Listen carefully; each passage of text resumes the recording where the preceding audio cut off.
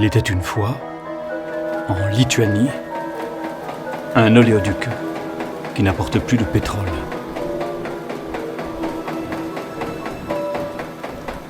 Selon Moscou, il y aurait une fuite quelque part dans l'oléoduc de l'amitié, l'oléoduc Droujba. Selon Vilnius, Moscou a volontairement fermé les vannes pour obliger la Lituanie à revenir sur la concession cédée aux Polonais.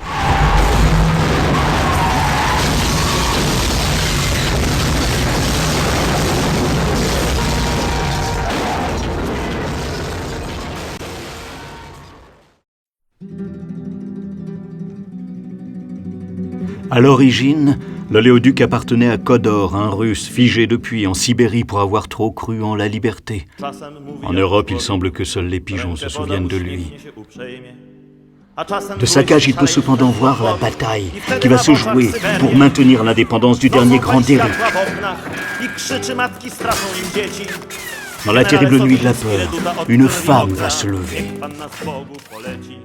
Elle s'appelle Irina.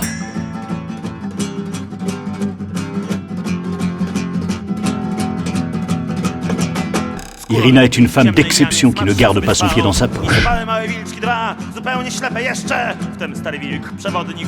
Aujourd'hui est le grand jour.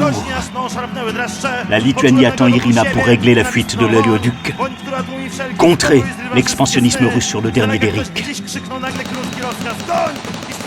Et s'il ne pleut pas, mettre un terme au conflit israélo-palestinien.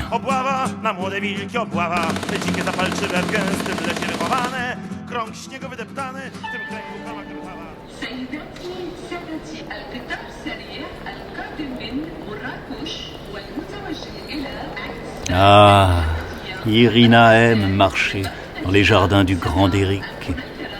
Depuis qu'elle travaille au Slaptoyi Tyrimų tarnyba, le service secret lituanien, elle n'a plus trop le temps d'admirer les merveilles de ce petit coin perdu de Lituanie.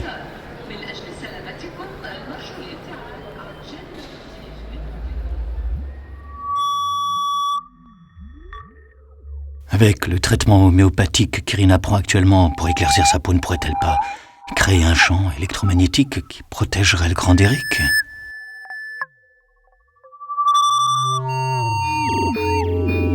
Ali est ouzbek. Sa mission, surveiller Irina. Elle, c'est Grady. Elle est d'Australie et veut soutenir la Lituanie en épiant Ali. Lui, c'est le fantôme d'Albert, le célibataire solitaire de Venise. Il apparaît et disparaît dans les histoires d'amour perdu.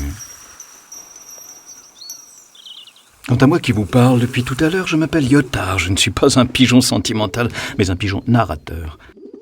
Avant, ma fonction était plus abstraite. C'est pas mal, non ?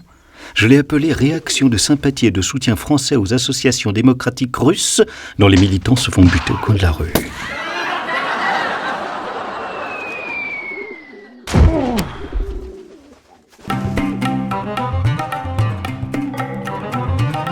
Albert, le spectre du célibataire solitaire, est convaincu que j'ai heurté le Boeing dans lequel, il y a 7 ans, sa femme est partie pour l'Australie. Elle ne l'a jamais revu. Ce jour-là, il faisait très beau.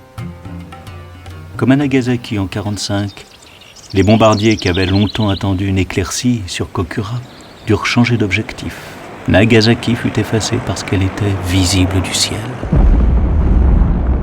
Shimamoto est une espionne japonaise.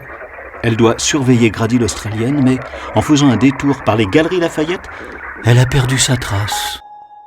Grady l'Australienne a certainement gagné une place qui lui est familière, se dit Shimamoto.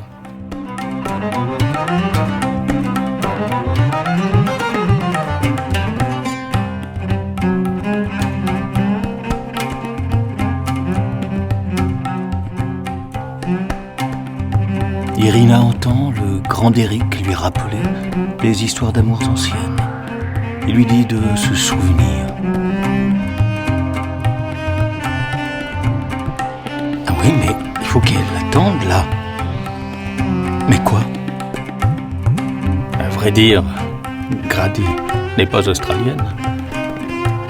Je la vois parfois quand je suis à sa fenêtre. Elle aime les lointains et les Australiens. Sa véritable mission est d'attendre un enfant, ou plutôt Grady attend d'attendre un enfant. Et le grand Derrick lui rappelle Albert, qui rêvait d'être papa pour rire avec son fils. S'ils s'éternisent dans cette zone perdue de Lituanie, le grand Derrick va désorienter leurs pensées, s'éloignant encore de Khador, qui, après avoir dirigé les oléoducs de Russie, pousse maintenant des chariots d'uranium en Sibérie. Shimamoto est la petite fille d'un Ibakusha, un survivant de l'explosion nucléaire. Il lui raconta qu'à Nagasaki, les habitants brûlèrent vifs, agonisant dans une soif intense, tandis que les soldats venus leur porter secours... Soudain, Irina se souvient qu'elle n'a pas fermé le gaz. Tandis que les soldats venus leur porter secours avaient l'interdiction de leur donner à boire. Et elle y comprend tout à coup qu'Irina était sa femme.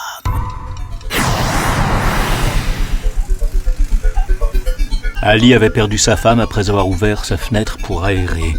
Depuis, il drague dans les squares, en se faisant passer pour un espion ouzbek. Grady, de son côté, rêve encore à Albert. Elle l'avait largué en descendant les sacs poubelles sans prévoir qu'ensuite Albert se jetterait par la fenêtre. Il y a un truc que le pigeon Yotar oublie de dire. C'est à cause de lui si Albert erre de Venise à Vilnius. Je me souviens très bien, il y a 7 ans, Grady avait envoyé un pigeon voyageur pour Albert. Et Yotar s'était trompé de fenêtre. Le message disait « Je suis prêt à vivre avec toi si tu t'occupes des sacs poubelles. »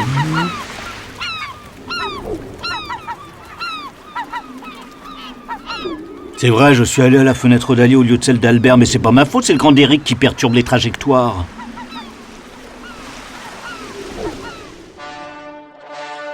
Grady est prête à faire un enfant à lunettes à Albert. Albert est prêt à enlever ses lunettes. Shimamoto se souvient avoir lu que Kyoto était, comme Hiroshima, sur la liste des villes à bombarder. Mais qu'Henry Stimson, secrétaire de la guerre de l'époque, l'a fait retirer car 3 décennies auparavant, il avait admiré Kyoto lors de sa lune de miel.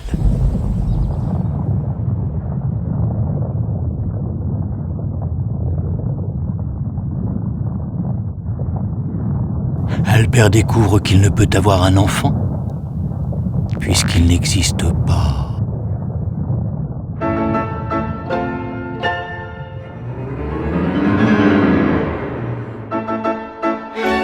Abandonnant son rêve d'Albert pour la réalité d'Ali, Grady espère, en s'appuyant sur le désir de l'autre, échapper à sa vie bancale. Mais le réel est plus fragile que le rêve. Alors, Grady, plutôt que refaire sa vie, refera son rêve.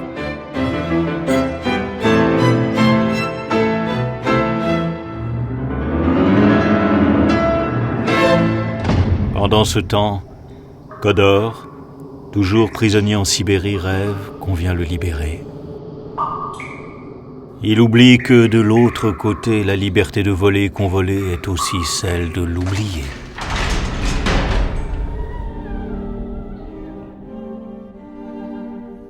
Quand je vole ici, je vois un grand Derrick où les amours partent et reviennent. En Lituanie, on dit que les oléoducs ne mènent nulle part et qu'en Russie, ceux qui rêvent trop refroidissent dans leur cage d'escalier ou dans une cage en Sibérie.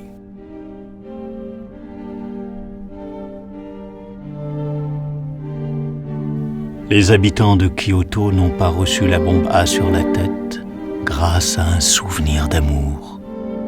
Alors, si hier je n'ai pas apporté le message à la bonne personne,